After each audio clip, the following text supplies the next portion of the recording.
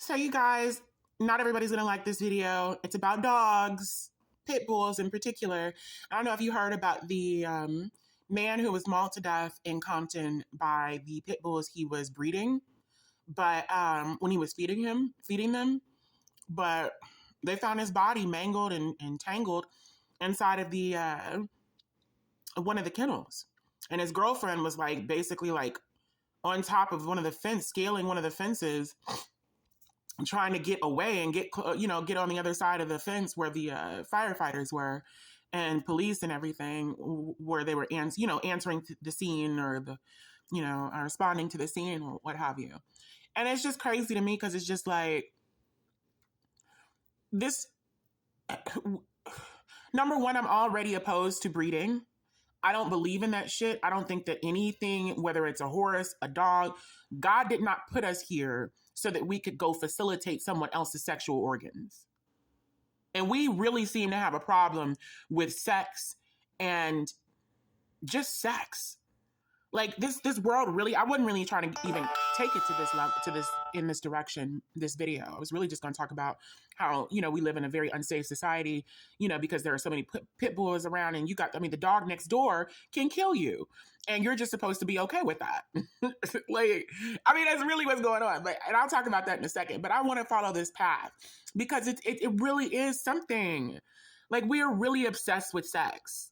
We really are. Don't get me wrong. I look up porn all day, but we're really obsessed with sex. Like, we really have this, I don't look up porn all day. You know what I'm saying? I look at a little porn, but we're really obsessed with it. Like, I don't know where my eyelashes went with this doggone filter. The filter ain't filtering, but TikTok, get it together.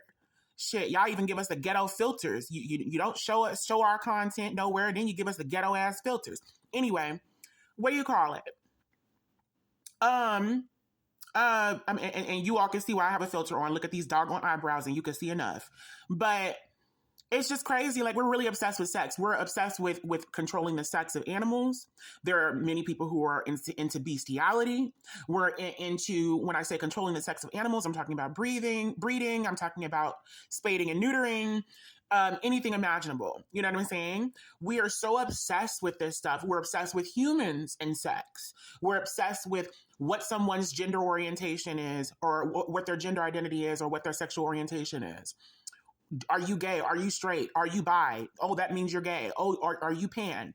Oh, that means you're gay. Oh, are you this? Are you that? Oh, that means you're a whore. Like, we're so obsessed. Like, can y'all just sit the fuck down? Are you not having enough sex? Are you not getting it in? Like, what's the tea? Like, y'all need to really get this shit together, because I don't understand what you all are so obsessed with everybody else but your own somatic selves for. You know what I'm saying? Like, why are you so obsessed? Why are you so pressed about everybody else's somatic? Why are you so pressed?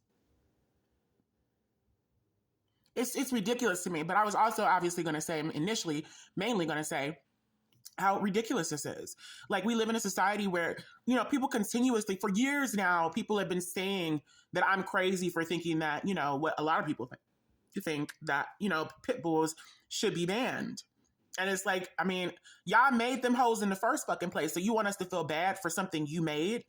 What kind of Dr. Frankenstein shit is this? Like, get your ass on somewhere. Y'all are so sick. Y'all are so ready to be fucking Dr. Frankenstein and build a creature from nothing or from something. It's ridiculous. Like, you all are going to invent the thing from that 1970s, 80s movie that they just redid recently, and it was absolutely ridiculous. There was no need to ever redo The Thing. The original The Thing was so fucking scary and epic. You don't need nothing else. And disgusting. Like, it's creepy. The way they did, special effects back then, and like real life costumes and stuff like that, is so much better than what we do nowadays when we deal with this cheap ass CGI, and they don't take it to the levels that CGI can actually go to, or they take it too far and don't mind or heed the warnings about, and the lessons previously learned about how to make this stuff look realistic when you're using this much CGI. But that's a whole nother story. That's the difference between the Lord of the Rings trilogy and The Hobbit. That's a whole nother story. But it's just crazy to me. I was working as a the front-end store coordinator for Fresh Time down the street from where I live. right by, I live on SLU campus. So it's the one right across the street from the SLU campus. And I was working as the front end store coordinator. I was in charge of the front of the store. There was one other person in my same position who assaulted me at that store. And the main reason that I left, and kind of find out just 2 months after I left, he was fired. Why? Because he tried to beat a customer's ass after he assaulted me. So, whatever. And they didn't do anything about him assaulting me. But anyway, he's this short black man who was about my age, in his late 20s, early 30s, maybe mid to late 30s at the most. And he was like this tall on me. And, he had a power complex. He was on a power trip. But anyway, it's not about him. I'm at the store and this person comes in with a pit bull. I think it was 2 people. And I'm like, oh, okay. And they have the nerve to ask me for help. Bitch, is this a setup? I felt like that scene in The Wiz. Don't go in there. Don't go in there when the 10 men said, it's a setup. Dorothy. It's so funny. Y'all need to watch The Wiz. Look, I know y'all may be in love with The Wizard of Oz. But let me tell you something. The Wiz, that ain't nobody biz. You know what I'm saying? Like that shit. Ooh. But anyway, so they asked her. I said, oh, okay. Well, no, it wasn't them. It was somebody else who asked for help. But they were right next to the Pitbull couple. And I was like, oh, okay, as soon as they leave, I'll be right over. And they looked back at me like, kind of smirking, like, oh, we can tell that you, now we know that you have a problem with the dog. So then they decided to stay there even longer. And, of course, people come up and they want to pet the dog and all kinds of shit, cute shit. I won't be over there. So then my the assistant store manager, who was over me as well, because there weren't too many people over me, but he was. And he comes up and he basically, like, how people act standoffish with you and like facetious with you, like they basically try to be chummy with someone you might have a problem with just because they want to spite you. Well, it was one of those situations. Like, I didn't have a problem with these people. I just had a problem with their dog. And I'm obviously protecting my own safety. And we also had a policy that there were no dogs in the fucking store. But this dude looks at me like I'm crazy because I have a problem going over there with that damn dog. And I also want them to leave the store, but I never told them that. I spoke to him about that.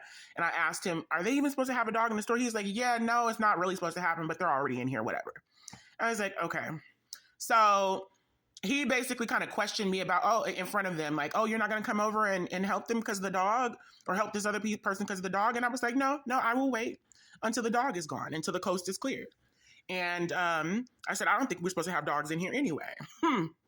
And what do you call it? He went over and he tried to talk with the dog, talk with the couple and pet the dog and all this other shit too. And basically just trying to make it seemed like everyone in that moment was trying to make it seem as though I was just being a baby. And, trying to put that in my face. I don't know really exactly how to describe that, but I think you guys know what I'm talking about. And it was just really upsetting because it was just like, okay, so like, but if this dog jumped up and bit your trachea out, just ripped it out, what would you say then? I guess you couldn't say really much at that point, but like, what would you say? I mean, I guess that's what you would be saying, but what are you gonna do? Like, what, at that point, who's right? You know what I'm saying? At the point where you're bleeding out on the ground, who is right? Like, I'm not taking them chances, because if that dog bites me and I cut him and the owners, we're going to have a problem. You know what I'm saying? I know we're going to have a problem. Everybody knows we're going to have a problem. So, I don't play those games. I don't play those whole stroll games. So it was really upsetting. It's really upsetting because it's just like, now I'm seeing this video and I'm just sitting here like, y'all be putting your lives at risk every day. Like, I wonder if he ever thought that this would be the end, the way he ended, And I wonder if those dogs ever thought, we gonna get you one day. Like, we really gonna get your ass one day. You're gonna be slacking, you're gonna be lacking. And we gonna get you one day. Oh, might be today. Lastly, I just want to mention that, they're named Pitbulls because they were fucking bulls of the pit. I mean, well, bulls because of bulldog relation, and then pit because of the pits that they were put in like in order to attack rats and kill rats and fight. So it's just crazy because it's like people say that they're not dangerous.